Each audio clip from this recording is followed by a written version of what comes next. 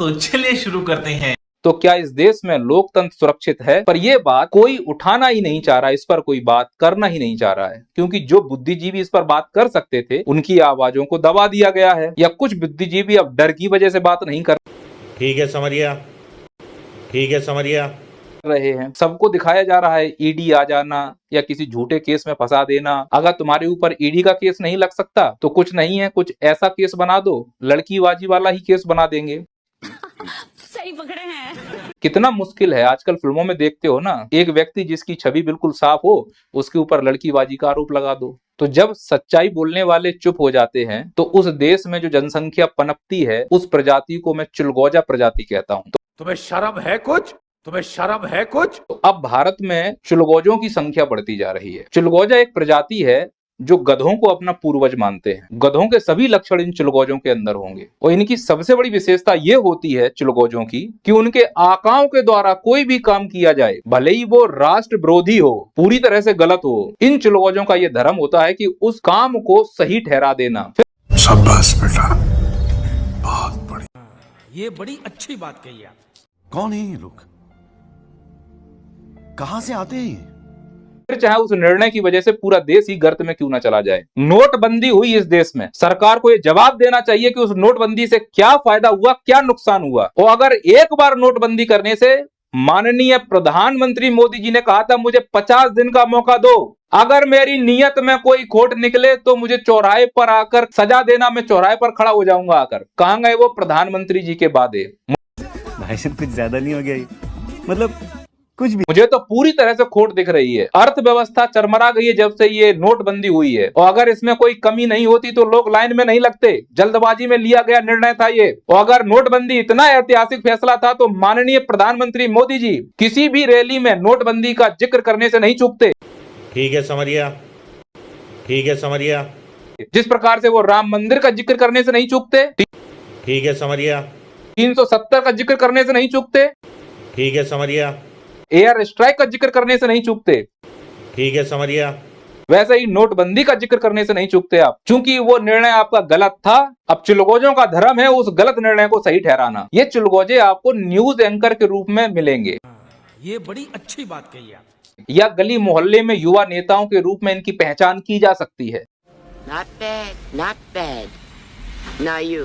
और अगर ये नोटबंदी का निर्णय सही था तो वापस से 2000 के नोट, गुलाबी नोट क्यों बंद किए गए? और मेरा प्रश्न तो ये है माननीय प्रधानमंत्री मोदी जी से कि जब 2016 में नोटबंदी हुई तो आपने आकर बोला था 8 बजे से कि रात को 12 बजे से ये लीगल टेंडर नहीं होंगे 500 और 1000 के नोट। जब दूसरी बार नोटबंदी यानी 2000 का नोट बंद किया गया तो फिर आपने आकर जनता को संबोधन क्यों नहीं किया? अगर पहली बार शुरुआत आपने की थी तो फिर अंत भी आपको करना चाहिए था। स्पष्ट दिख रहा है कि कहीं ना कहीं आपसे गलती हुई है, नियत में खोट है, पर यह बात उठाने के लिए आपके पास प्रमाण होने चाहिए। दूसरा, अगर आप इस प्रकार की बातें करोगे तो हो सकता है ये मेरा अंतिम वीडियो हो, पर मैं थक गया हूं इस सड़े हुए सिस्टम से। जो मेरे साथ हो सकता है आप कीजिए। इन चिलगोजों को यह लगता है कि जो वर्तमान बीजेपी सरकार है ये हिंदुत्व की हितैषी है, गरीबों की हितैषी है, महिलाओं की हितैषी है। तो क्यों ना पहले इसी पर बात कर ली जाए। इलेक्टोरल बॉन्ड पर हम बात करेंगे बाद में। कंट्रोल। क्या सच में यह सरकार हिंदुत्व की हितैषी है? जब अयोध्या में राम मंदिर बना था तो हिंदू धर्म के जितने धर्म गुरु थे वो मंदिर के बाहर बैठे हुए थे और तथाकथित नेता मंदिर के अंदर पूजा कर रहे थे। अगर ये हिंदू के हितैषी होते तो धर्म गुरुओं को मौका देते भगवान राम की पूजा करने के लिए। भगवान राम का मंदिर अधूरा था, प्राण प्रतिष्ठा कर दी गई। अब उसके ऊपर कलश बनेगा तो मजदूर उस कलश पर पैर रखेगा, वो पैर कलश पर नहीं भगवान के सिर पर माना जाएगा। ठीक है समरिया।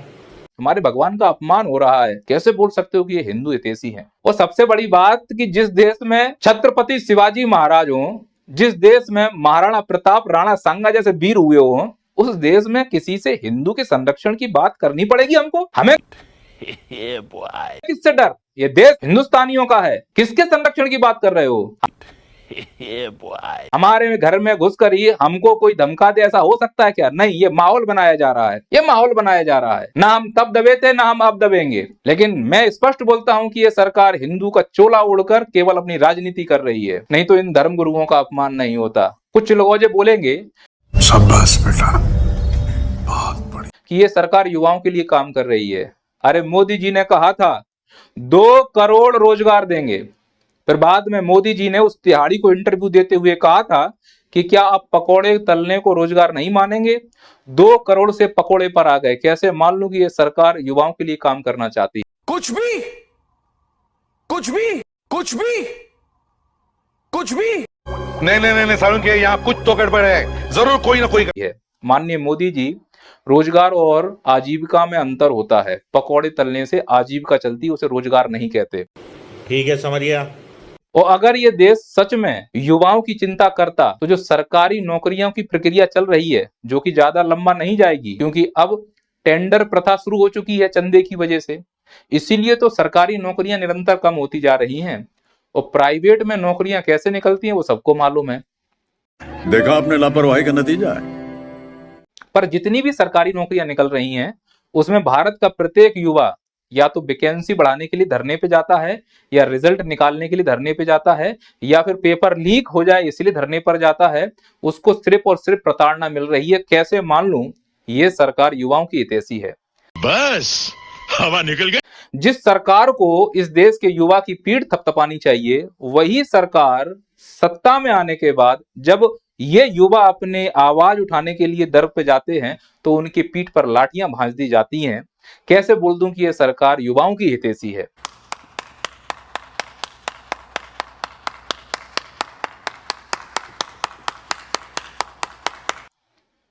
कुछ लोग जो बोलेंगे गरीबों के कल्याण किया है।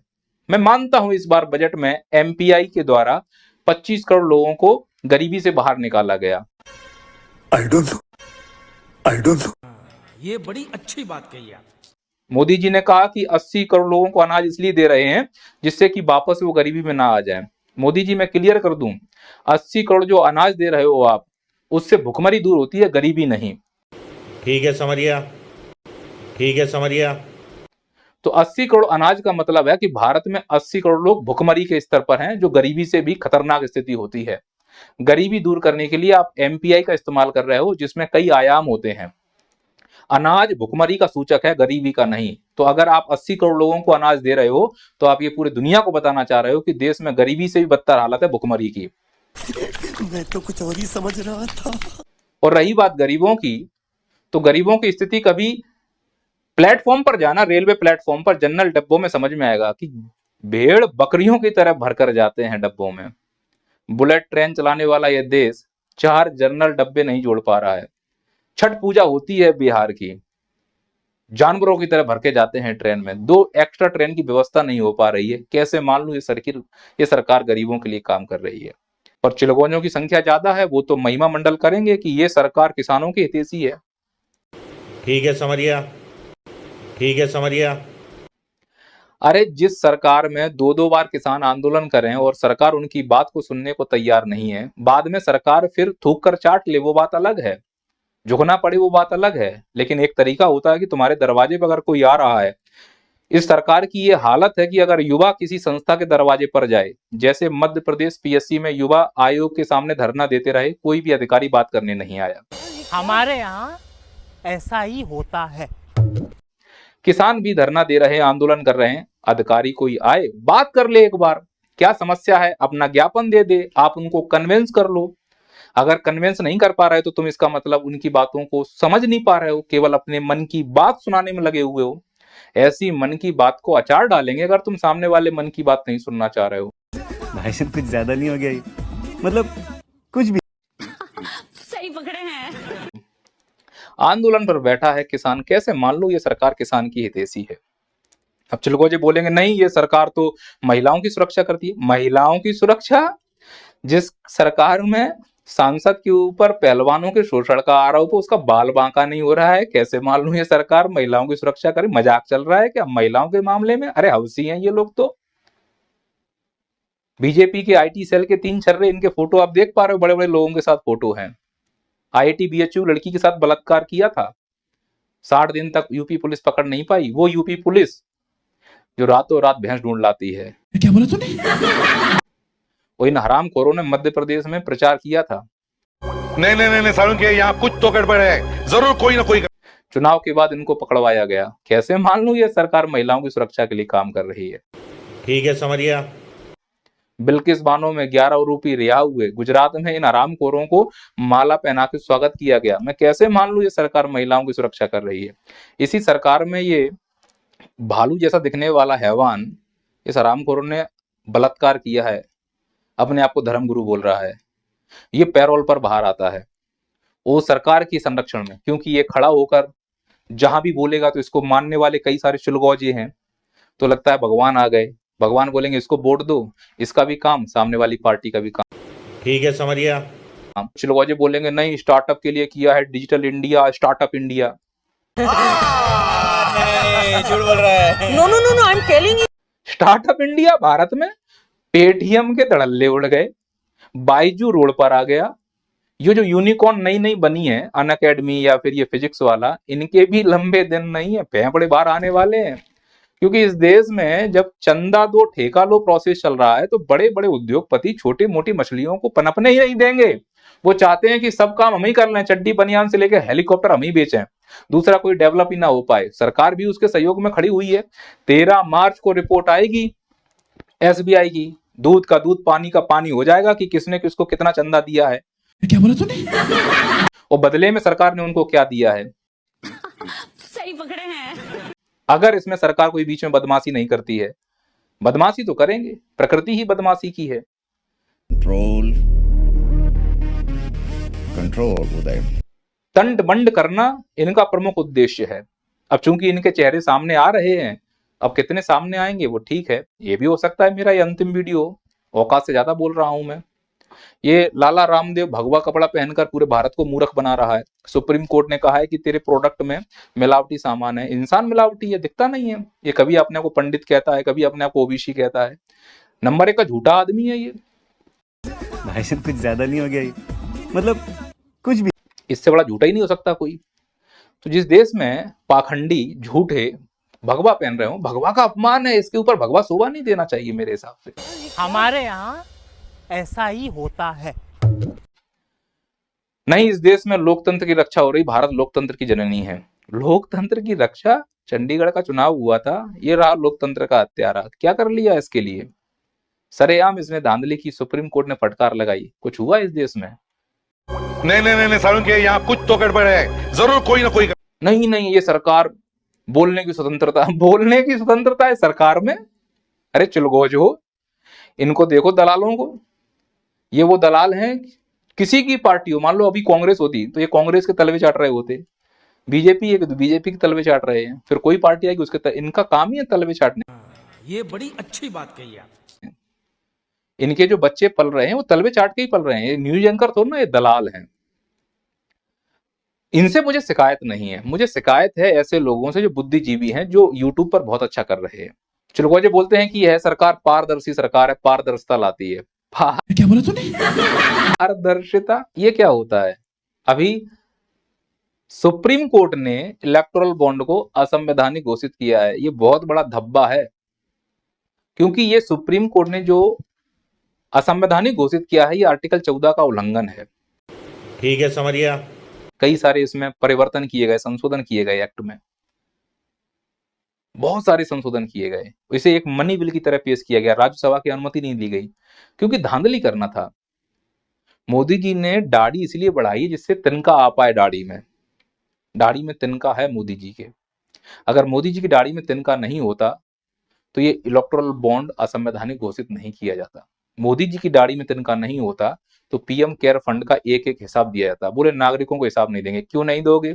मैंने भी 2100 रुपए दिए हैं, मुझे मालूम होना चाहिए कि तुम 2100 रुपए मेरे कहाँ खर्च करने वाले हो। चंदा मांग रहे हो जनता से, हो जनता को नहीं बताओगे, होशियार ज्यादा समझ रहे हो अपने आप को, तो आपके ऊपर आरोप लगना स्वाभाविक है। अरे हमाम में सब नंगे होते हैं मोदी जी। अब आप ईमानदार हैं तो प्रेस कॉन्फ्रेंस करिए, पर उसके लिए जिगर चाहिए। 10 साल में एक भी प्रेस कॉन्फ्रेंस नहीं की है। मन की बात करते हुए घूम रहे हो। दूसरों की मन की बात आप कब सुनोगे? इस देश को अगर विकसित बनाना चाहते हो 2047 तक, तो पारदर्शिता केवल किताबों में नहीं, हकीकत में होनी चाहिए। जमीन पर आकर धरातल पर काम कीजिए।